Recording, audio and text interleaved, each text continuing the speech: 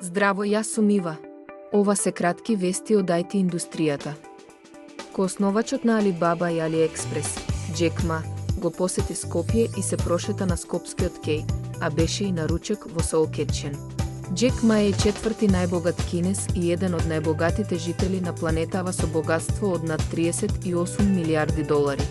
Освен во Скопје, Джек Ма бил забележан и во Белград, Тирана и Сараево. Останува времето да покаже дали се работи за туристичка прошетка на Балканот или за потенцијална бизнис сделка.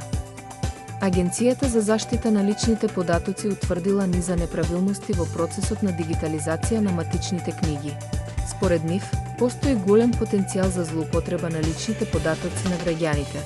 Не се открива колкав број и кои податоци биле изложени на ризик. Одговорните тврдат дека нема масовна злоупотреба на личните податоци, но со оглед на фактот дека не биле предвидени соодветни заштитни мерки за зачувње на приватноста, оваа изјава не делува толку уверливо. Google Bard, AI четботот, сега е достапен и во Македонија.